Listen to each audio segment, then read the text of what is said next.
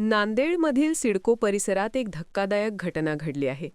वैद्यकीय शिक्षण घेणाऱ्या 25 वर्षीय विद्यार्थिनीने काल दुपारी गळफास घेऊन आत्महत्या केली.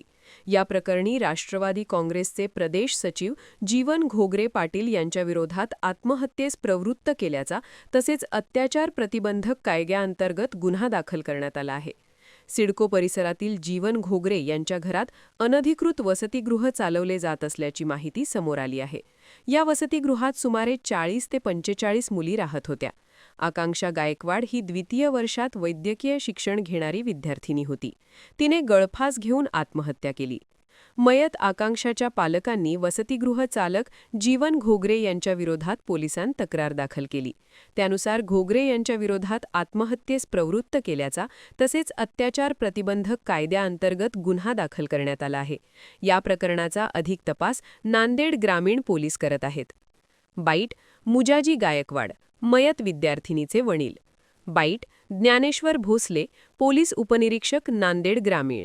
गायकवाड, राहणार वाजेगाव, मातंग समाजाचा असून माझी मुलगी आकांक्षा मुंजाजीराव गायकवाड ही हाडको येथील कमल किशोर कदमजी यांच्या मेडिकल कॉलेजमध्ये BHMSला सेकंड इयरला शिकत होती. त्यांच्या शेजारी जीवन घोगरे पाटलाची बिल्डिंग आहे, ज्या बिल्डिंगमध्ये ती क्वाड बेसिसवर किरायानं राहत होती आणि तिथून शिक्षण करत होती.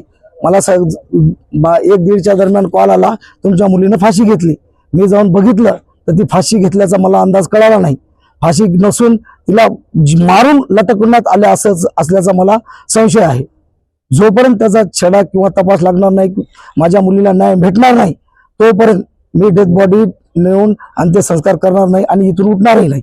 मला वाटतं तुम्हाला फीस काही असं होतं, ते फीस होय काय आहे त्याचं माहिती नाही. आता तिथं जे झालं ते कळलं आम्हाला. काय फक्त हुशार मुलगी हुशार होती.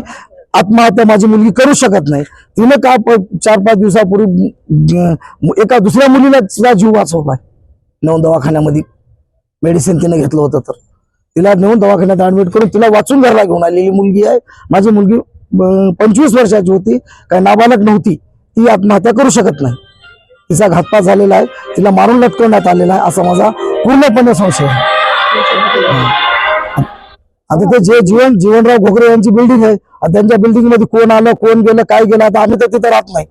आता त्या बिल्डिंगच्याच आता जे आहे ते प्रशासन जे बी आहे त्याचं ते त्यांनी बघून तुमच्या पोलीस स्टेशननी चौकशी करून जे गुन्हेगार आहे त्यांना गुन्हा नोंदवून, आम्ही मातंग समाजाचे आहोत, जाणून बुजून झाल्यासारखं झालं. आम्ही दलित समाजाचे आहोत. जोपर्यंत त्यांच्यावर अट्रॉसिटी कायदा गुन्हा दाखल होत नाही तोपर्यंत आम्ही बॉडी ताब्यात घेऊन अंत्यसंस्कार करणार नाही.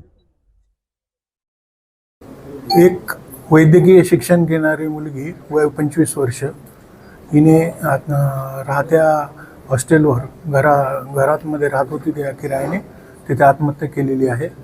त्याचं डॉक्टर PM केलेलं आहे आणि हँगिंग म्हणून सर्टिफिकेट आलेलं आहे. पुढील तपास फिर्याद घेऊन गुन्हा दाखल करण्याची प्रोसेस चालू आहे.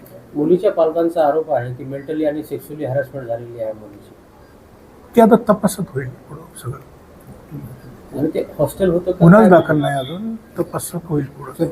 हॉस्टेलच्या बाबतीत काय सांगायचं? हॉस्टेल अधिकृत होतं का? नाही, ते पूर्ण तपासात निष्पन्न होईल ना सगळं. आता काय कुठल्या एरियात हॉस्टेल? हडको. ज्यांचं जे वसतिगृह होतं ते त्यांची काय राजकीय पार्श्वभूमी आहे का काय?